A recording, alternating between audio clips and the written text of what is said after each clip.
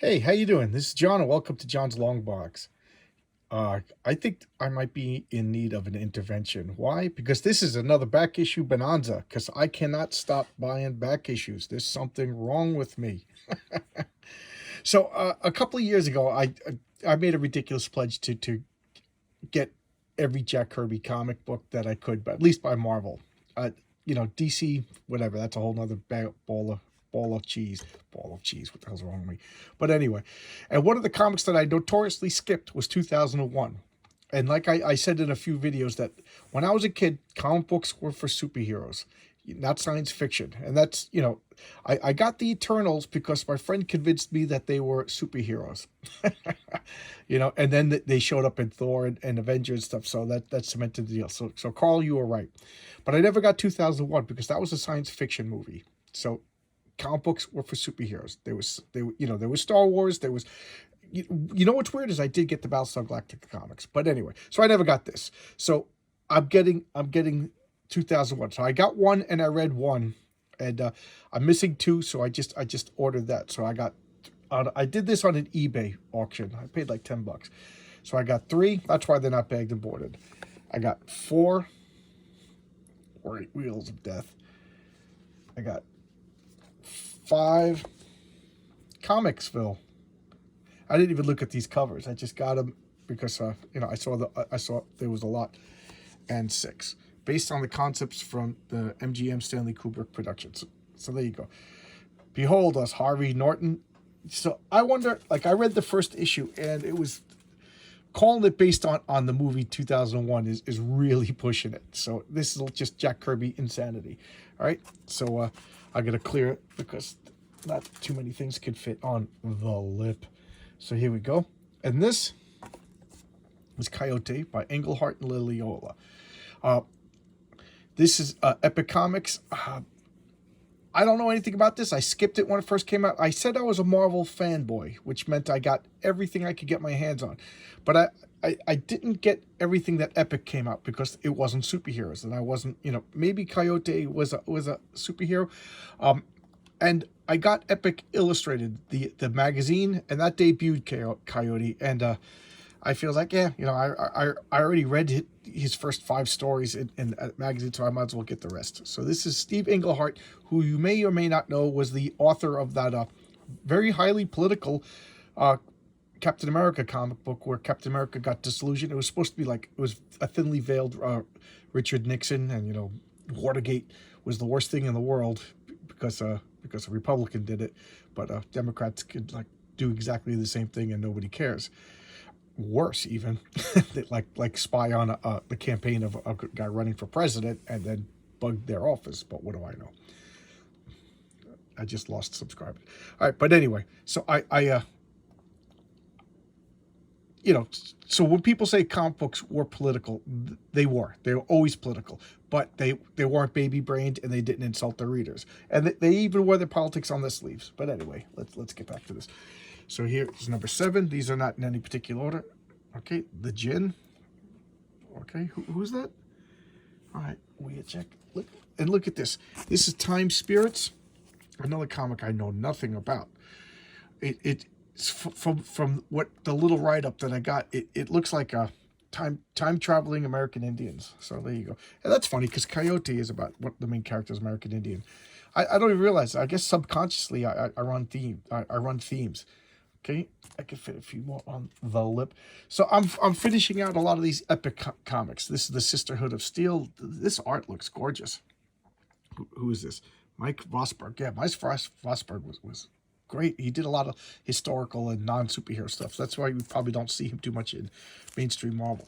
But this is, I don't know much about this other than it's olden days. I don't know if it's historical fiction or if it's fantasy. I don't know if there's magic or realistic, but we'll find out. That looks pretty good. Here's more Coyote. Let's see, there he is right there. More Coyote. The Shadow Cabinet, which bothers me because I submitted a story of it was Brave and Bold, Superman and Batman on the road, and it was Superman and Batman. It was Clark Kent and Bruce Wayne taking a road trip across the country, a la like Jack Kerouac and Neil Cassidy. I wrote this in the 90s and submitted it to DC. Never heard anything. And one of the things was the Shadow Cabinet, head by Lex Luthor. It was like a, a political subterfuge. There you go. I like that story because they stopped at Laurel Land. Laurel Land was a girl, and she was flirting with Clark and Bruce, and she didn't know who either one because they were kind of in disguise. And this was in the 90s, and she had a farm, and she had in the barn a secret room where she was growing marijuana, and Clark knew about it instantly because he, with all of his super senses, he detected the heat and he figured it all out, and he was terrified of Bruce finding out because he's just like, we're off, we're on vacation, we're not doing any. It was just like a get to know you kind of like, find yourselves kind of thing, and he was terrified that Bruce was going to turn her in because he's no nonsense, and at the last day, Bruce is just like, don't sweat, Clark. I'm not going to turn her in for her marijuana plants. Remember, we're on vacation. Let's get going. So Bruce figured it out anyway. Why? He's the world's greatest detective. But anyway, I don't know why I'm talking about that. I haven't thought about that. Matter of fact, that's written on a 3-inch disc that I no longer have access to, with a lot of comic book scripts. Here we go. Here's more Time Spirits. I gotta get back to it. I'm writing a couple of comic book scripts right now. Coyote. This issue, everybody dies. Enter the Djinn. More Coyote. More Coyote. More Time Spirits. It's, what's funny is in the last in the last Backissue Bonanza, I showed Bean World and the Jam, and I didn't like the last 6 issues I really liked, to the point where I'm looking forward to find out what's going on. The Jam, I know I didn't like it too much at the beginning, and it didn't really grow up because the hero, he wasn't a hero. He was just like you could have removed him from the story. But this looks great. Look at this. What's this? Viking girls, and I don't know if this. Well, I guess it is a fantasy world. Here we got a sea monster. All right, I gotta clear the lip. And here we got more Time Spirits. I don't know what's going on. I don't know anything about this other than I saw it like a write-up that involved time travel, and it involved like two American Indians. I don't know if they were from the past, present, because there's a boombox here, but they're time travel, so that doesn't tell me much. Here we go. They're on what's this, like pirates versus the British, I guess. This looks really cool. Here's more Coyote. Beep beep. Oh, so now he's cartoon Coyote. Sisterhood of Steel. This is issue number 1. Looks pretty cool. I've always liked this cover. I remember seeing this cover a few times as a kid. I've always liked that cover. It's pretty cool looking. Again, I don't know anything about this. I'll keep you guys updated. But check out this cover. That is so cool. I do like that cover. And this I bought. I did a showcase on it, and I realized how beat up the comic was. So I don't want to be like everything has to be mint and bag, but there comes to a point where it's just too beat up for me. And now, be prepared to laugh. Everybody, you ready to laugh? Prophet number 5. And again, this is vast improvement because it's not Rob Liefeld. This is S. Platt, Stephen Platt, I think his name is. I can't stand it. It's garbage. But Volume 2 is written by Chuck Dixon. So I want to read it because I'm a big fan. I'm a Chuck Dixon fanboy. So if I find out that Chuck Dixon got a comic, I read it. I'm an Alan Moore fanboy. I used to be a Grant Morrison fanboy, but I don't know. His stuff kind of... There was a lot of bad stuff. So I heard his Green Lantern run was good. So I might go back and get the Grant Morrison's Green Lantern run. I think when he does mainstream comics, it brings out, maybe he has a strong editor or whatever, or he knows how far he could get away. But like Joe the Barbarian, I really didn't like. I don't know. A lot of his stuff kind of I didn't like. But I'm talking about Chuck Dixon. So in order to enjoy Chuck Dixon, I had to get these 5 issues because I'm crazy that way. And then this was Prophet number 0. And the only way to get Prophet number 0 back in the 90s was you took there was coupons in Prophet 1, 2, and 3. And when you got all 3 coupons, you mailed them to image, and then they sent you 0. So it was a good way to get you to, and it was like you didn't have to cut out anything. It was a piece of like goldenrod paper that was in. So I just bought this on eBay. I didn't want to wreck my comics because I'm totally insane. And here's the latest issue. This started out as 1984. They changed it to 1994 because there was another magazine that served them a cease and desist letter, so they changed it. It's funny because in the letters page they said because of the growing times and blah blah blah, but it was really, I looked it up, it was a legal reason they changed it to 1994. What is this? This is a Warren magazine. So this is the same people did Creepy and Eerie. This came out in the 80s. This came out in the 70s rather, and it's science fiction. And this is issue number 14, and the first 10 issues or so are borderline porn, and I swore that I would never showcase them. But I got to tell you, since it changed it to 1994, I don't know if they whatever the reason, but it's actually toned down. There's still nudity, but it's not like as bad as it used to be, and the stories are really good to the point. Like I kind of got these and read them once in a month because I was in no hurry because I didn't particularly like them. But now I find as soon as I'm done, I order the next issue because they're good now. There's some good stuff in it. So maybe I will be showcasing 1994 because they changed for the better. So there you go. This is the is this my third or my fourth Backissue Bonanza for the month? I don't know, but I think one more is coming because I'm a lunatic and I can't stop. But anyway, there you go. That's another Backissue Bonanza. A few things. This video is late tonight because I went to my sister's house, my niece's house yesterday because I told you about Christmas. She wanted to have Christmas at her house again. So 2 nieces decided to go all out, cook dinners, have me over. It was really nice. But the bad thing was I spent 5 hours on the road coming home today. Oh my! Yesterday it took me 2.5 hours to drive there. It wasn't that bad.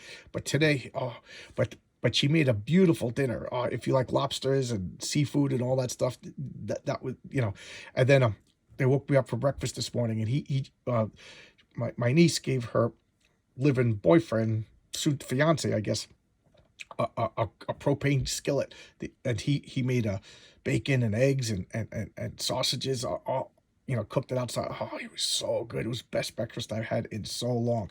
Just a pleasant day. And then I was driving home and I stopped at my favorite bakery in the world.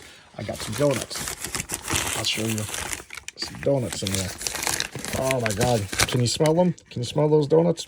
Every time I stop at this bakery, I get too many donuts and they go bad before I can finish them. But if you've seen the Spider-Man, whatever, the one with all the Spider-Mans, what was it? No Way Home, or I forget what it's called. But the last Spider-Man movie with Andrew Maguire and Tobey Maguire and Andrew Garfield and everybody. Did you see, like, Mary Jane was working at the Peter Pan Bakery? Well, that's a real bakery, and that's where I went today. It's in Brooklyn. So I was at New Jersey to my niece's house, and on the way home, there was so much traffic. It was bumper to bumper. I'm like, so what? So I stopped at the bakery. I'm not going to lose any time because it's going to take forever anyway. So I made a detour, went to the bakery, got a spot right in front, walked right in, got all the donuts. I got a dozen donuts. They're upstairs, and then I got extra donuts because I'm a crazy person. If I do something, I got to do it too much. It's just my wife and I'm like hoarding the donuts. So I got her a bunch of donuts that she liked. And my favorite is just the white cream. It's just a fresh donut filled with homemade fresh whipped cream. I love it. I love it. And then confectionery sugar. It's so good. I don't want to eat it now and touch the comics because then everything would be all crazy. But I just made myself some coffee.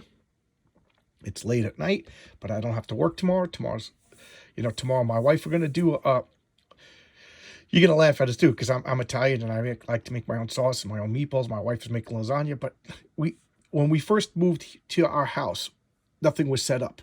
And COVID was happening and everything was crazy. Why am I talking? Giving too much information, but so what? The only thing when we first moved out, we went to a diner for breakfast, and then that night we went to an Olive Garden because it was there. And we were like, you know what? We were so grateful that restaurants were open because when we were in Queens, everything was closed. That we were just like, you know what? We're gonna. So 3 days before Christmas every year, we go to Olive Garden. That's our new tradition for our new house. So tomorrow's gonna be a great day. If the weather's permitting, it's supposed to rain. We also want to drive around and look at so many houses with nice Christmas lights and decorations.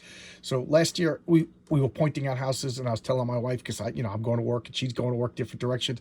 So we were like, next year, let's just leisurely drive around the neighborhood and check out the houses. So tomorrow's gonna be a pleasant day. So we're gonna wake up, we're gonna go to the bakery, pick up stuff for Christmas Eve and Christmas, and then we're going to go to my favorite breakfast place. Oh my God, Desiree's Bagels, best breakfast place. Then we're gonna just do nothing, set up some decorations, do some leisurely cooking, and then we're gonna go to Olive Garden. Well, we're gonna go look at the lights, and then we'll go to Olive Garden. Have a nice day. You know, I don't know. me my wife's my best friend. We spend a lot of time together. I just wish she enjoyed reading comic books, but she likes her Hallmark movies, and she'll watch Hallmark movies while making my videos. She's real quiet. All right, so I'll see you tomorrow, and have a nice day. And let me know if you have any good ideas for comic books that have a Christmas themes for a Christmas video. Okay, I think I have one in mind, but I'll gladly see if anybody has anything better. All right, so I'll see you tomorrow with another video, everybody. Merry Christmas if I don't see you. Happy New Year if I don't see you. Bye-bye.